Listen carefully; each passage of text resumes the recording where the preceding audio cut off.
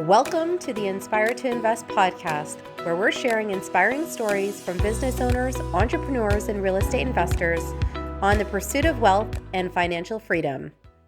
This episode of the Inspire to Invest podcast has been brought to you by the REI Loop. Hey everybody, welcome to Inspire to Invest. I have Arlett Tygesen here with me today from Titan REI in Toronto.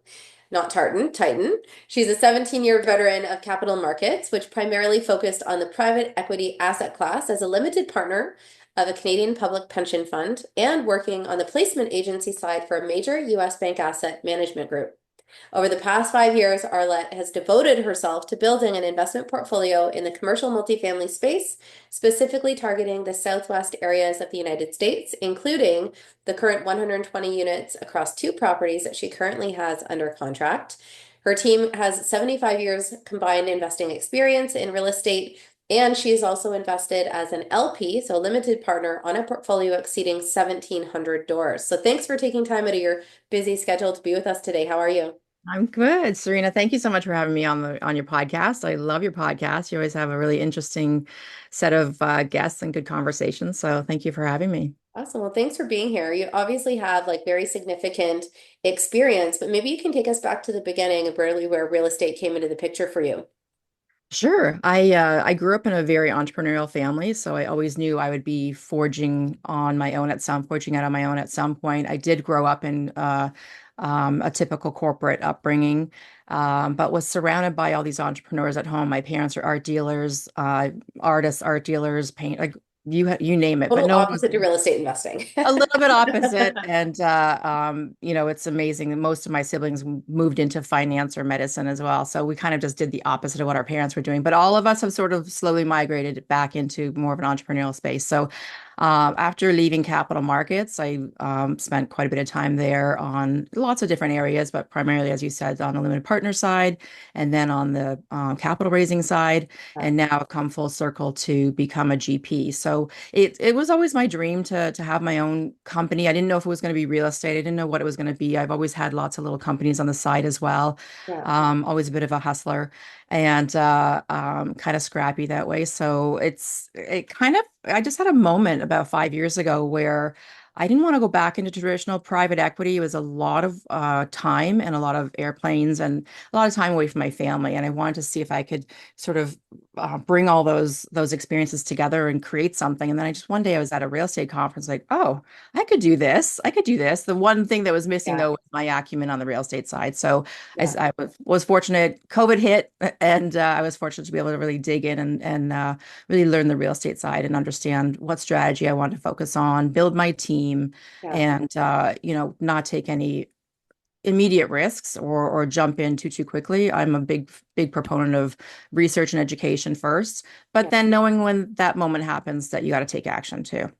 So then what was that catalyst then? So obviously you had this background in private equity. What was that exact moment where you made that shift? And like, did you rip the Band-Aid off or did you just kind of start slowly? Like, can you talk about that transition? That's a really good question. I think about this a lot. Like, what was there at that seminal moment, other than that aha moment at a real estate conference that I was randomly at? I don't even know why I was like, there was no master plan at the time. And even with my background and what I did and the knowledge I had and how early days I was in private equity. This was Yeah. 25 years ago when I started, and it was very nascent. The industry was pretty nascent. Public pension funds were not investing in private equity. Yeah. Um, I had this really interesting opportunity, and I'm very attracted to pioneering opportunities. So when I was at the pension fund, I was actually working in public markets as an analyst first in oil and gas. Yeah. And then they were starting this thing called a fund of funds on the private equity side, and they approached me to see if I wanted to co-manage it with my partner. And they gave us a $2.5 billion allocation, and it was go write some checks Wow. around the world, go figure out what private equity is and how we can make money in this space. Wow. And so along the way, I've always looked for those really interesting pioneering opportunities. Yeah. And I don't know if there was any one catalyst, but it was suddenly I was realizing I'd made a lot of money for a lot of people. And I still had this little entrepreneurial bug in the back of my head going, I want to do this for myself. So back to your earlier question is, even with all that experience and acumen, when I started this, I had imposter syndrome. I'm like, why me? Why would I think I can do this? How arrogant of me to think that I could be like the Blackstones or the Apollos or the big guys. They weren't so big when I started, but I was like, why me? Am I this? And I just had to take a moment and just shift my mindset and go, of course I can. Of Yeah. course I can. I don't like the word can't. So the second that creeped into my brain, I just had to shake my head and say, of course I can. Just do it. Take action. So now when you're dealing with something like a $2.5 billion budget and you're looking at opportunities to invest in, what were some of the specific things that you were looking at and how did you kind of vet those big opportunities and how would you split up like $2.5 billion? Like I'm just so curious because that's obviously a very significant number. So I'd be curious to know like what kind of things, like what markers are you looking for? What kind of success are you looking for? And did you have any bad decisions along the way? Like maybe one of Oh those yeah. didn't work out. Oh yeah. So I've lived through a few market cycles. So $2.5 billion sounds like a lot, but within the context of the pension fund, when I was working on public markets, for instance, the pension fund was a $76 billion assets under management at the time. It's now north of 120 billion. But at the time, the capital markets took up most of that allocation. So I was working on a much bigger portfolio. Yeah. So moving over to 2.5 billion on the private equity side, even though it sounds big, it doesn't take much to deploy that capital. So Yeah. we had a strategy to deploy it geographically. So it was a global mandate and across the different subclasses within private equity. So buyout, venture capital. I didn't have a mandate for real estate because we had a separate real estate group. But it was primarily, I don't even remember what the weightings were, but probably 70% buyout. And within buyout, that's the large buyout, the mid-size buyout, the small, there's a lot of little subclasses within there. So Yeah. we took a while to build that strategy, interviewed a ton of general partners. We were very thorough on our due diligence and in fact, we probably set the standard for due diligence back in those days. And if anyone saw us coming into a deal, other pension funds or family offices or whomever it was, the whole spectrum was investing in private equity back then. Once they sort of looked at that as a stamp of approval. So Yeah. it sounds like a lot, but it wasn't. But to your second question, uh, very early on in my career, and you're too young to remember this, there was something called the tech boom and tech bust. That was like, at the beginning of the turn of the century of 2000s, in 1999, venture capital blew up. And along with that, we had a 25% allocation to venture capital that way. And overnight, it was basically eviscerated. So that was a startling, because we're talking, quite a lot of capital at this point. Yeah. But we just kind of regrouped and helped some of the general partners rebuild, and we resuscitated what we could out of it. Yeah. And you carry on because the markets are cyclical. So, it came back. Yeah, I found that really interesting. I was at an event on the weekend and they're actually showing a lot of the history behind currencies and real estate and things like that. And then they're adapting, how US politics has even affected things like Bitcoin and crypto and all of that. And it's just Mhm. really interesting to see, historically how those cycles have really proven themselves, right? So I think that if you want Absolutely. to try to figure out how to move forward, sometimes you just have to look back. Absolutely. And that's part of fundamental analysis, if you think about it. If cyclical nature in the investment world is every 7 to 10 years, there's a market change. It's Yeah. predictable. It's the timing of it's not predictable, but the fact that it's going to happen is fairly predictable. Yeah. Now, in terms of starting your own business and going down this path, underwriting your own deals, what are some of those best practices that you learned from the private equity space that you're infusing into your own business? Yeah. Well, first of all, I'm very risk averse. Given my background working for a pension fund, you lead with risk mitigation first. So when I go into a deal, I look at who the team is. I look at the underlying fundamentals. There's a lot of really deep dive due diligence, and I have a fantastic team that I work with now. I had the benefit of kind of interviewing and observing people from afar to see how they were operating within their own deals over the Yeah. course of COVID. So they didn't know that I was assessing them, but I was assessing them. And Yeah. I have this fantastic team now that I work with, and everyone has their area of expertise. And Yeah. one of the things I wanted to make sure was on the origination side of things, or finding the deals, that we were executing on really thorough due diligence. And I'm talking investment banking level due diligence, right? A lot of people rush in because they fall in love with the asset, they think they can make it work, and they don't do some fundamental things like, well, can you actually analyze where the cash flows are coming from? And Yeah. are you cash flowing from day one, or is it, 3 years down the road? Yeah. You don't do those deals if you can't have a sight line on cash flow, for instance. So Yeah. it's about being very, very thorough and don't fall in love with the asset. And first and foremost, your first step is how do I mitigate the risk? Yeah.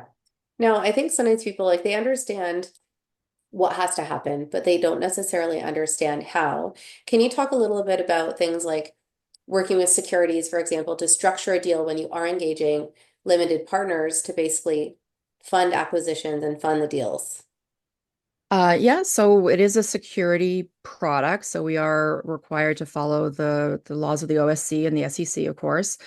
So the way we structure our deals are limited partnerships and general partnerships. So a limited partnership is where our investors are called LPs, and it functions in the way that it sounds. So they have limited liability in the deal. The worst or the biggest risk that an LP is facing is complete loss of their invested capital. So if they Yeah. give us $100,000, the potential is to lose that 100% of your equity. Yeah. You don't participate in any of the downside that the general partners face, any of the potential lawsuits, nothing like that. So the general partner takes on the bulk of the risk. Yeah. And for limited partners, we give them the bulk of the returns up front to show that there's alignment of interest. We're working Yeah. very hard to make sure everyone wins in this deal. Yeah. But the timing of payouts, we feel very strongly. And anyone who's looking at a general partnership to potentially invest as a limited partner, make Yeah. sure this fundamental thing exists called alignment of interest. And it's where you see the timing of the payouts for limited partners, Yeah. which should be front-ended. We also offer an 8% preferred return, which is a little bit of cash flow Yeah. leading up to when we can actually have a financing event, such as a Yeah. refi. But the GPs, we get paid on the back end. So if it's a 5-year deal, we don't really start making any money until really any year 4 and 5. So it's called the alignment of interest, and you have to make sure that a general partner is offering that. Yeah, no, I think that's smart. And I mean, we have obviously seen a lot of devastation in our industry with companies that, maybe they raised money the wrong way for their acquisitions. And, there was a lot of things that weren't communicated appropriately to investors. So when Yeah. you are structuring a deal, can you talk about just that actual timeline of how things would come together? Like, would you start by engaging your securities lawyer to kind of have something maybe like a GP-LP contract outlined, or would you start with trying to find the property? Like, what would be the actual, This is 5 steps or something? Because I think for someone to consider tackling it can feel really intimidating or overwhelming because they just don't know, the order maybe, like when they put it Right, together. right. I would strongly recommend if anyone's looking to get involved or become a general partner, make sure you've had experience as a limited partner first.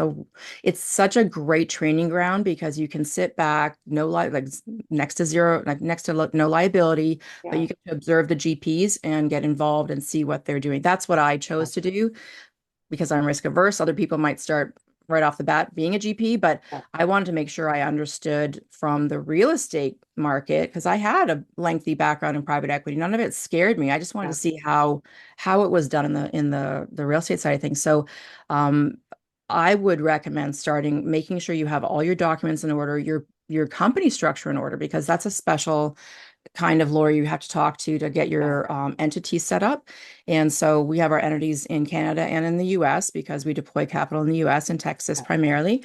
And so I would get your legals in order first, your business strategy, sort of like what's your operating plan, Yeah. and then go out to market. Unfortunately, in reality, it rarely happens like that. There's never a good timing when you're starting out. So, we had a great deal come to us pretty quickly after underwriting probably 100 deals in the last 6 months. We found this great deal. We were in the throes of getting all of our legals created. Then we had to suddenly jump into capital raising, and it's kind of this is the game, as you know. Like capital never matches up with the timing of when you have a deal, and Yeah. then when you have a deal, then you need all the legals. So Yeah. you know now we're obviously in a different place, but we have all of our legals, and you can kind of reuse those legals. You don't have to Yeah. recreate them every time. Yeah. But fundamentally, get your entities set up. I'm happy to talk to anybody about what those entities are and who to talk to. We have a couple great attorneys that we deal with in the US. And just make sure you understand what those legals have to be. Like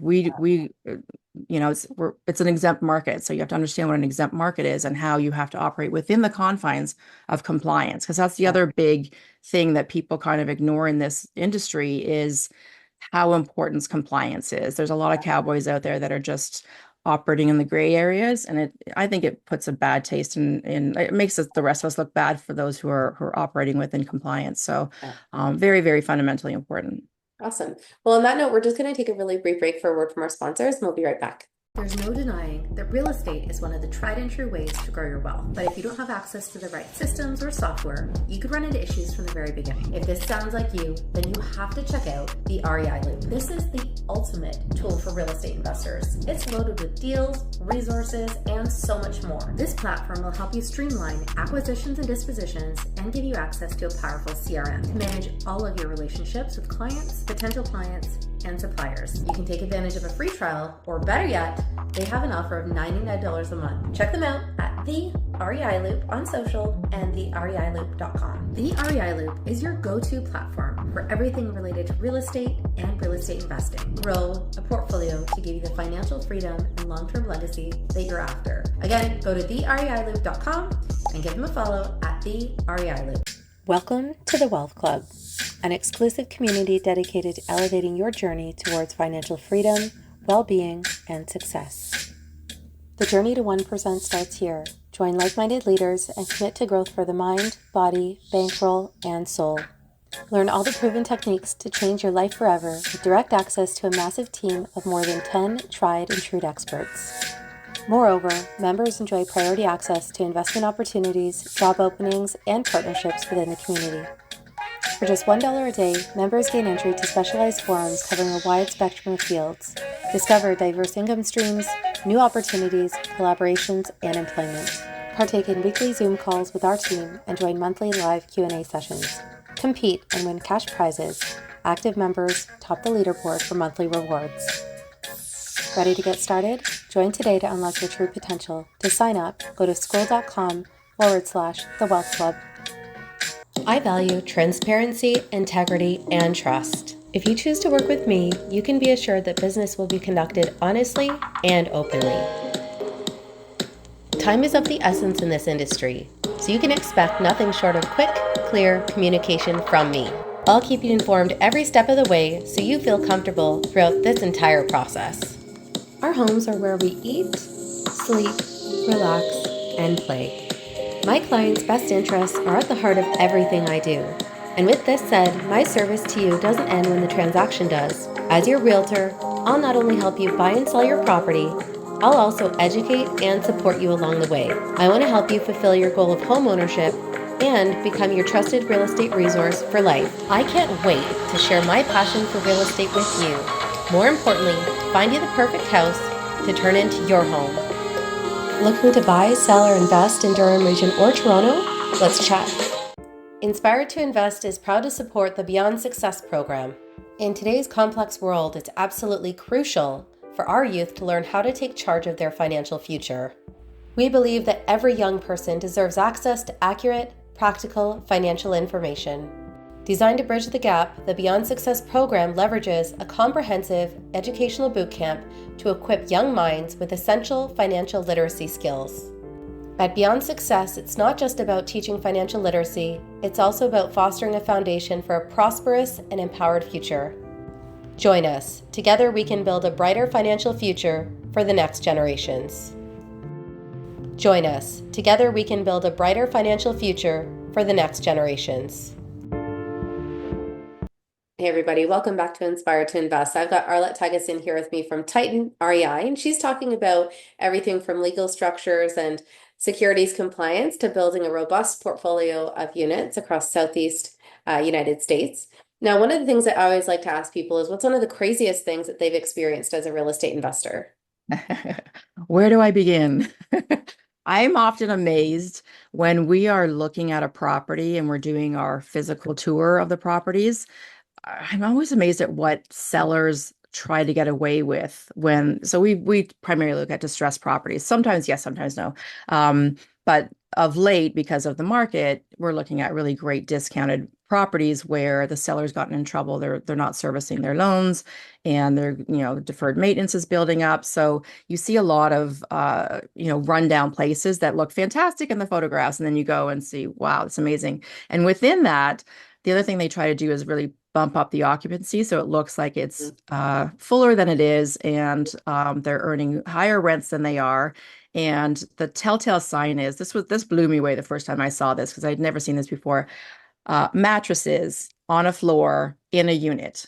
And that literally is, they're going out to the street, gathering homeless people, putting a mattress, not even a bed, in a unit and saying that it's populated. It Wow. blew me away when I saw that the first time. It's, Wow. wow.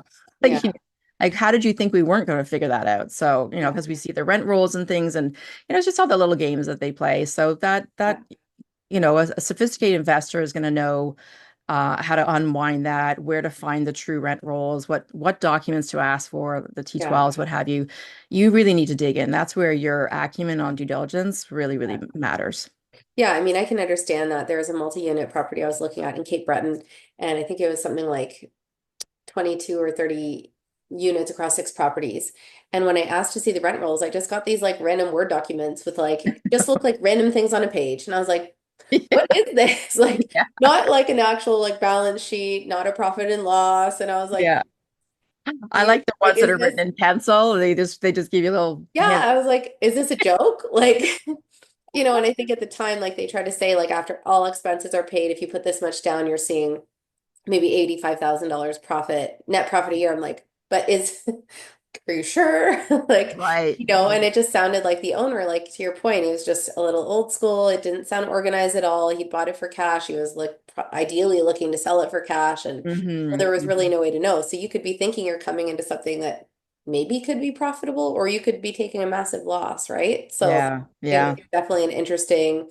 I was just very surprised that that's actually what they sent me and thought that was acceptable.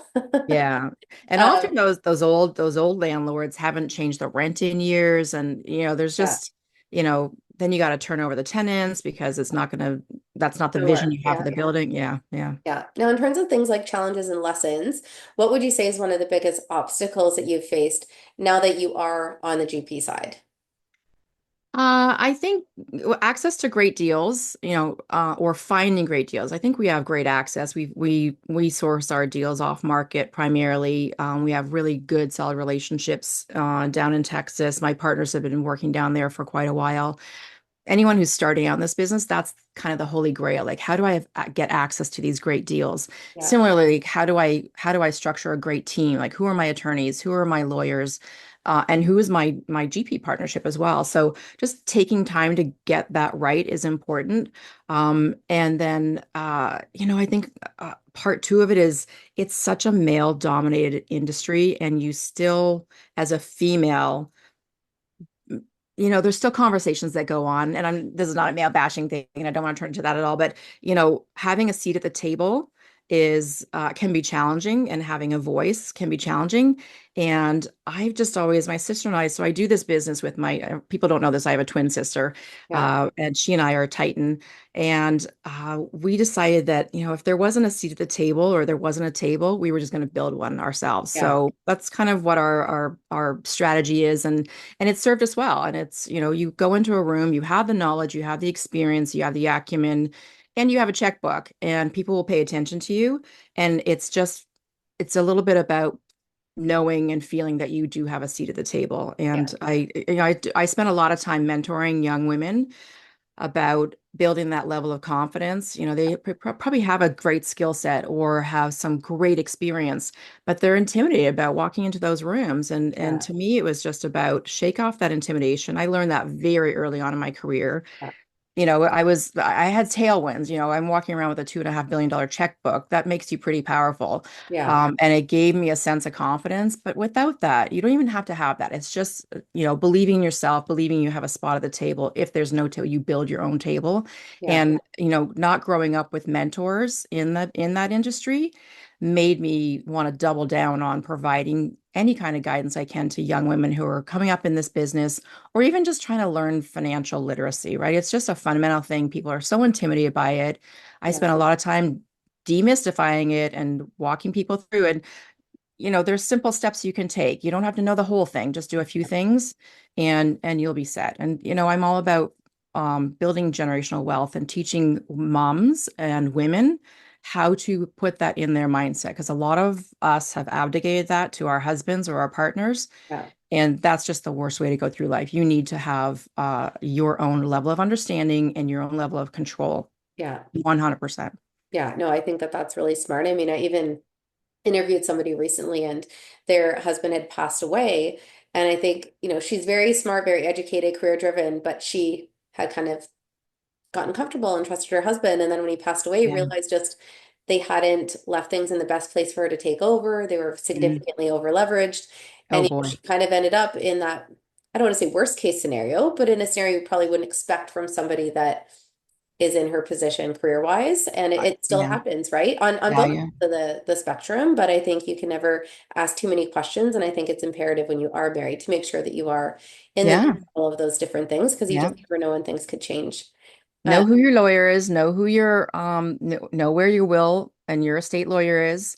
yeah. Have a will. Understand, like have Yeah. a will, number Yeah. one. Like when my kids have a will. Yeah. You know, anyone over the age of 25, my kids are still under 25, but we've taken them through what that looks like and what Yeah. they need to think about.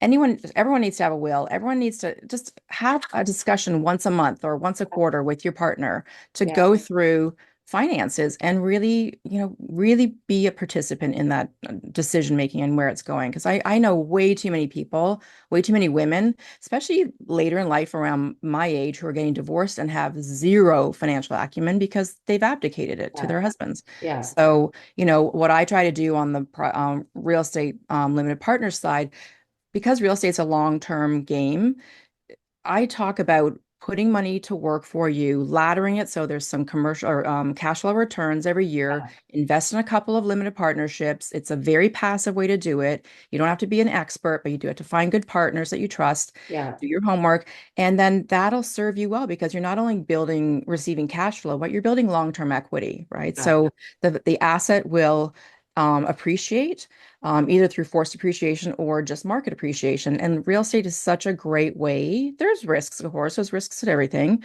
to have a substantial portion of your portfolio. And it's not we're not talking about a lot of money, but have a substantial portion of your portfolio in real estate. I always say balance it with a little bit of stock market. You need some equities. I really love index funds because they're dividend paying and there's a regular cash flows, and then have some real estate. So, personally, I'm sort of 30-40% stock market Yeah. and very long on real estate. I really Yeah. believe in that asset class. So Yeah. No, agree completely. Now, when you look back at, your entire career, what would you say is something that you're most proud of? I'd say building the relationships that I have, because real estate in any investment business, anything you do, really, it's a people business. Yeah. And if you can build great relationships, you never know where it comes back to serve you later in life. And I always lead with what everyone should do this, and I know you do this. You lead with offering value first. And if the universe repays you, if karma comes your way, it's because you've provided value first. And we're all at a level in our lives where we've had some level of experience and we can offer that to some kind of help to somebody, advice or a direction Yeah. or a referral or something. It's always served me very, very well to lead with that with no expectation of return, but it always does, Yeah. right? So I would say probably building great relationships and continuing to nurture those relationships because relationships need nurturing. Yeah. No, absolutely. And you just never know when things are gonna come full circle for you, right? Yeah, Now, yeah. obviously, you have done a lot of education, you've got a lot of career experience. What would you say is some of the best advice that has been passed along to you? I would say take action. We can get stuck in this analysis paralysis. You always hear about those terms. And I was guilty of that. I was sort of, COVID kind of allowed me to do that too, because there just wasn't a whole lot going on. But you can literally analyze things to death and never take action. And then time just gets consumed, and you'll look back and go, oh, I should have done that 3 years ago. I should have done that 2 years ago. Yeah. All I would say is take action. So take mitigated risk action. So become a limited partner. So that's you're mitigating your risk there. Yeah. Learn the ropes of real estate that way. I'm talking commercial multifamily. So we only buy big buildings. I'm not talking about single family. You Yeah. could do it in whatever, but partner with somebody first, Yeah. learn the space, get smart, and then commit to yourself that you are going to take action. Put a date on a calendar, put a vision board up there. Just say, January 2024 is the day I'm going to start taking action on Yeah. my own. Because we just don't, it's entrepreneurialism is a different kind of animal. Those of us that are, our mindset's different. So taking action isn't as challenging for us. Yeah. But the vast majority of people are not entrepreneurs. But they sit on the sidelines and wait too long to get smart about something, to jump in, to make an investment.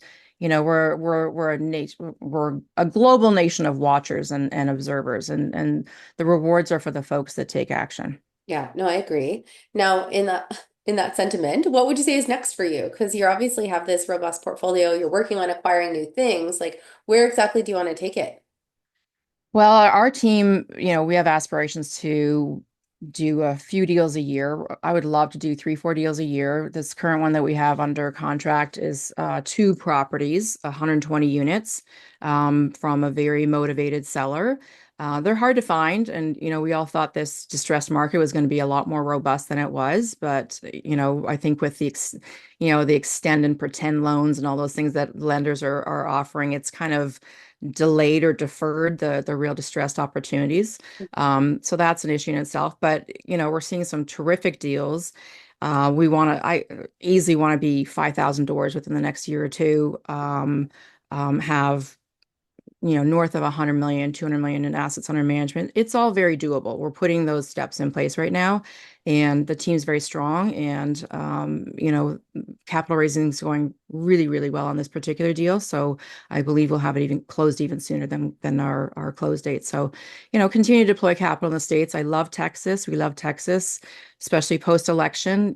Texas is in business to be in business. The One of the stats I really love, and I think you must have heard me say this before, is the U-Haul has a growth index that they've been tracking one-way equipment rentals for years now. It's called the growth index.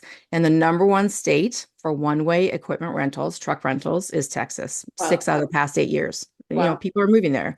Is zero corporate tax rate, zero personal tax rate, low cost of living. Our rent here in Toronto, as you could be spending 65% of your take home pay monthly on rent. In Yeah. Texas, it's like 35%. And, Wow. it's a low cost of living. And if you're not spending all your money on rent, you've got life. You've got Yeah. an opportunity to do other things, raise a family, have, lots of opportunities there. So I just love Texas for a lot of reasons. Awesome. Now, obviously, the name of this podcast is Inspired to Invest. So I always like to ask my guests if they have a particular quote that motivates or inspires them. Yes, I'm going to read it because I don't want to mess it up. I love this one, and I love quotes too. I love that in a few short words, it actually encapsulates everything that you're feeling and lots of big emotions too. So the future belongs to those who believe in the beauty of their dreams. And that's Eleanor Roosevelt. And I love that because that's a take action kind of quote, right? If you think about it, you believe in yourself, you have these dreams. We all have these dreams. Let's stop being observers. Let's start deploying. Let's start taking action. And I think that kind of encapsulates that whole sentiment. That's one of my favorite quotes as well. Now, for anyone that wants to get Yeah. in touch to learn more about your opportunities or even just to learn from you because you share so much great content online, what's the best way for people to find you? Sure. Probably easiest is my LinkedIn. It's Arlett Tygesen. And, we offer some educational things. We have some great little freebies if people want to start learning about the industry. That's all on my website. And I know you're going to put the other socials in the notes below, but LinkedIn is probably where we talk most about market conditions and any opportunities that we have right now. So I would just encourage anyone, we only take accredited investors. So there's a threshold there for income, but I'd be happy to take anyone through what that all means and how they can get involved. Awesome. Well, thank you for your time today. Of course, for anyone that is watching or listening, we appreciate your time as well. And if you have enjoyed this episode, make sure that you like, comment, and subscribe below. And you're following along at Inspire to Invest podcast on social. And remember, when you invest in yourself, the sky's the limit. Thanks again. Thank you to the REI Loop for bringing you this episode of Inspired to Invest. The views represented on this podcast are for general information only and does not constitute investment or other professional advice or an offering of securities. The host and guests featured on Inspired to Invest make no representations as to the performance of any particular investment. Should you decide to make an investment, you are responsible for conducting your own review and analysis. It is recommended that you obtain independent legal, accounting, and tax advice from licensed professionals.